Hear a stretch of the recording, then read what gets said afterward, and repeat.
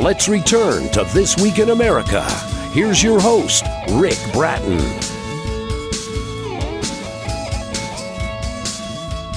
Welcome back, everybody, coast to coast, This Week in America. You and the Sunshine Dylan, The Life and Times of a Caring Friend by Linda Sanders, is the touching story of Dylan, the golden retriever therapy dog who has helped so many. Linda carries on Dylan's work with this book with touching photos and heartfelt, unadorned prose, sometimes humorous, sometimes stark and uncompromising. She reveals the depth and power of interspecies communication, bonding, and support. Dylan's veterinarian, Dr. Ann Wildstone, describes the book as life-affirming, funny, touching, makes one cry, surprising, informative, and healing. A book that makes you smile between some tears. With deep psychological insight and inspired prose, Linda breathes new life into Dylan's legacy. Linda recently retired after working 50 years in demanding private and public sector management positions. Although she succeeded in finding time for creative pursuits of music and theater, as well as carrying out her personal mission to ease people's suffering in any small way she could, it was only after she retired that she found the time to write her first musical comedy, Living the Island Life, and her first book, You and the Sunshine Dylan, The Life and Times of a Caring Friend. And Linda Sanders is our guest on This Week in America. Thank you, Rick. It's a pleasure to be here. What a story you tell about Dylan, and it's right. You sometimes cry, you sometimes laugh out loud as you're understanding the story, as you're looking at the wonderful pictures you have in the book. Give me the background on this book. How did this whole thing begin? I understand it was a number of years before when you first got an idea of documenting what was happening with Dylan and then writing the book. What was the inspiration? How long did this process take for you? Well, actually, I started writing the book a little bit when all kinds of people were taking photographs of him, including myself. And I started keeping the photos and thought, well, maybe one day I'll put them together. But then when Dylan was working, it was back in the 1990s. And there were very few therapy dogs at the time. But by the time I got around to retiring, therapy dogs were all over the place, thank goodness, because they do a lot of good work. But yes. I thought, who wants to hear about a therapy dog now from like 30 years ago? But until I was asked for a picture of a certain picture of Dylan from my dog's current vet, Dr. Nancy Crowley. I sent her the picture she was interested in, and she said, "Oh, you must write a book." And I said, "Well, I don't know. You know, this is old news now." She says, "No, it isn't. Not with these relationships showing this connection with Dylan and people." So I did it. I said, "Okay, I'm retired." Nancy Crowley says, who sees animals all the time. She's an incredible veterinarian in the area. And so I thought, well, okay. So that's what prompted me to do it. And the finished product is touching so many people in so many different ways, different responses as they read the remarkable story of Dylan. The book is You and the Sunshine Dylan, The Life and Times of a Caring Friend by Linda Sanders, our guest on the program. That's Sanders. If you're Googling, book available wherever books are sold. We'll give you information as we go through the program today. Now that you've written the book, first time published author, looking back on it, talk about what it was like, and did you feel you achieved the goal? In reading the reviews, you're touching people in a very positive way and getting them thinking about relationships with animals and how we can rely, for example, the therapy dogs in this particular case. What's this been like for you writing the book? Well, it brought back a lot of memories, that's for sure. And actually, I wasn't really goal-driven when I wrote the book. It felt more like a story I needed to tell, Dylan's story. And he was remarkable. Not that all dogs to me and animals are remarkable, but Dylan was hypersensitive and a natural to train. And I trained him by what people needed. I could see what people needed. I gave him signals. I pointed to the person if it's in a group, just subtly, and he went to the person and took over. I mean, that's how natural he was at really loving Amazing. people. When did you realize that Dylan had these special qualities? How did that happen when you realized he really has this way of bonding with people? And as you read the stories, you look at the pictures, it's in different bonds in different ways with different people. He seems to be a master at assessing the situation and then responding accordingly. When did you realize Dylan was something special? When I first met Dylan and his litter mates, I picked him up and he looked directly into my eyes at me without looking away or fidgeting like most new puppies do. So it became pretty immediately clear to me that he would make an excellent service dog. But by that time, I already loved him. So after taking him home, I began researching on ways he could be of service where I didn't have to give him up. So I was a little selfish about that. So that's when I studied what therapy dogs are doing, mostly in Europe back at that time. There weren't that many on this side of the ocean as there are now. And so that's what I did, but not having an organization here until later. We joined Therapy Dogs International. But before that time, I just trained him on my hand signals and what people needed and where to go, and he took over. So I think that when I went took him to get his credentials, he had to be tested to be a member of Therapy Dogs International. The judge told me afterwards that she thinks I overtrained him. And I said, well, I didn't know what I was doing. So I overtrained him, I guess, but I trained him to do what people needed. And the love came from him. I didn't train him how to love everybody. Well, it trained him so well. You and the Sunshine Dylan, The Life and Times of a Caring Friend by Linda Sanders, our guest on the program. Book available wherever books are sold. I love the story in there with Dondi. I hope I'm saying that right. Yes. Really made Dylan the official town hall dog. And she said, whenever I seemed to need him, he was always there. Talk about that. He sort of ruled the workplace, didn't he? He did. Yep. I was asked to go and manage the small town we were in for a while, and I went and met with the Board of Selectmen and said, I need to have Dylan with me because we're members of the American Red Cross. Sometimes we're called to go out, and I said I'd be happy to help you out until you find a town administrator, but. They said, "Oh no, Dylan is better behaved than my grandchildren." Is what so he became the town hall dog because I worked as the town manager there. Yeah, and Dondi said, it's amazing because he seems to relate better than many human beings could with the interpersonal connection that he had there. Talk about that. Did he ever meet anybody he really wasn't fond of? No, unless you smelled of drugs or alcohol. Oh, okay, good. And then he didn't dislike you. He just backed off and he wouldn't come near you. Fascinating. Dylan brought to life. The work continues through what Linda is doing with the book. The book is You and the Sunshine Dylan, The Life and Times of a Caring Friend.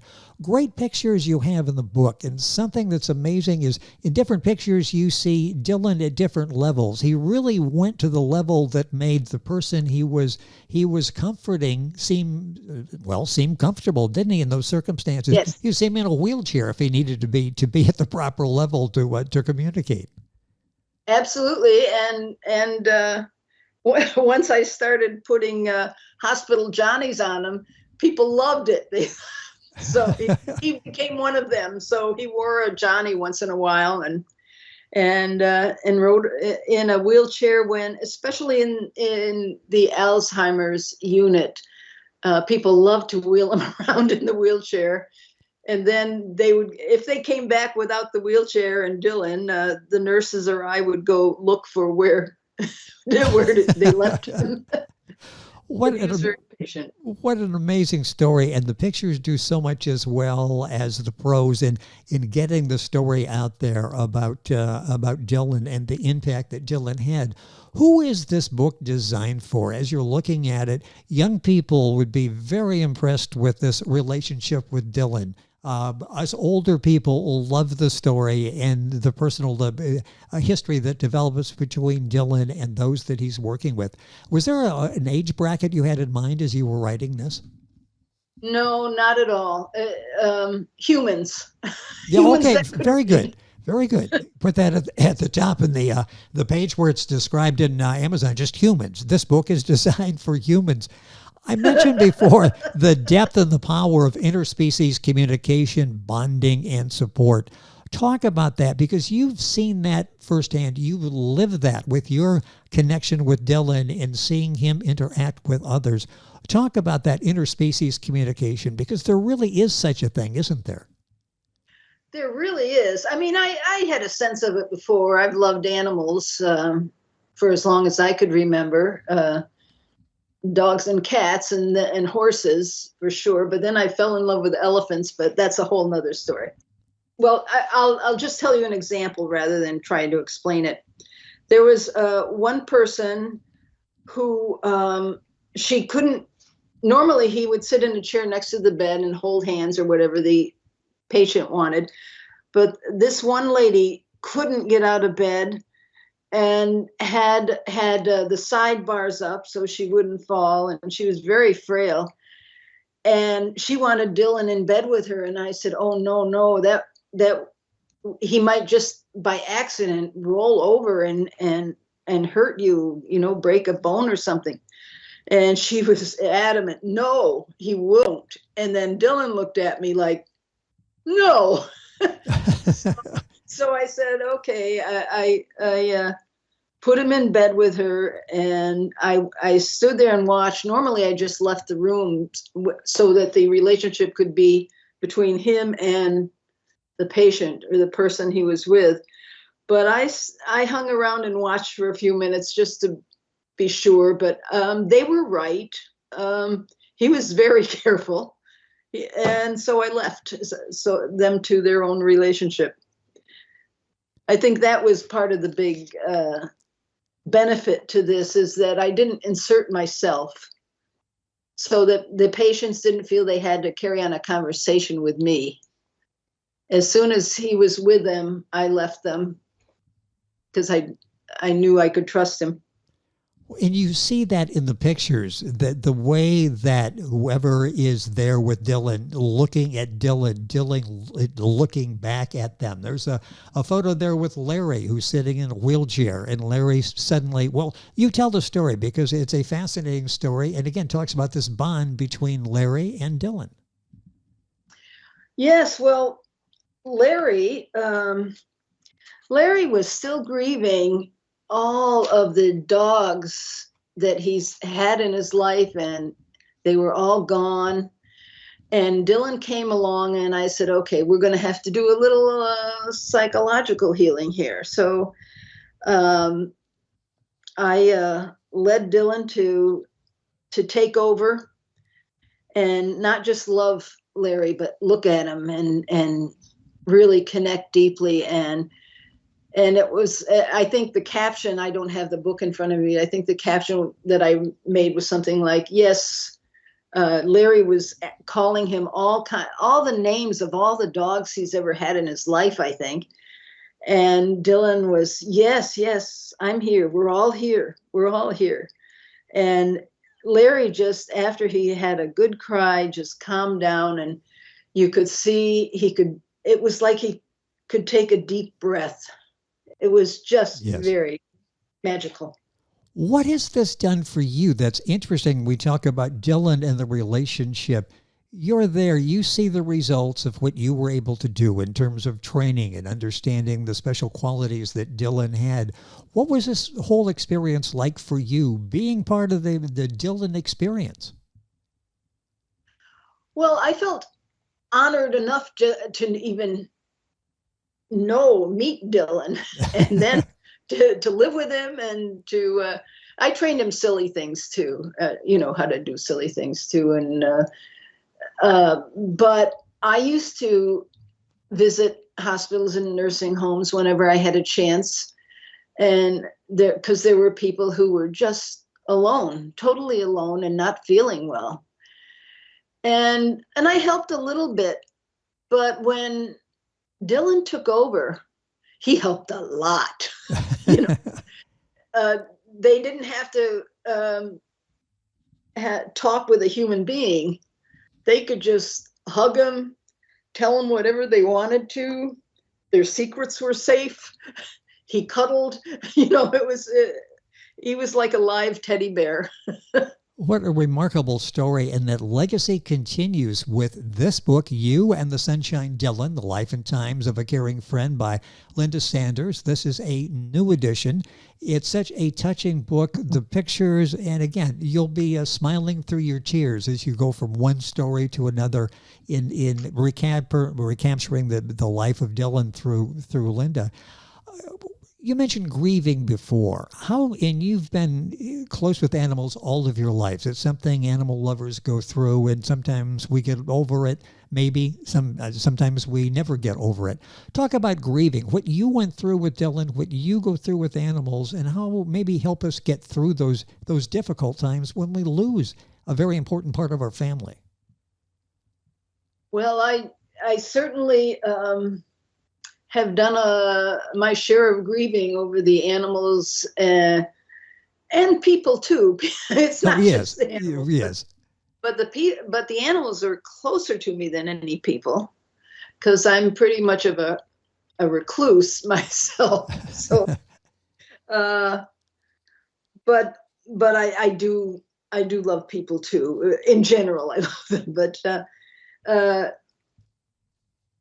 losing a pet, losing someone so close, especially as close as Dylan, I was going to go off and grieve for as long as I needed to, until, I still had to keep working, until my secretary came into my office and said, so-and-so, I forgot her name, the president of the Red Cross chapter at the time, heard that Dylan died and wants to know when his service is. And I said, what?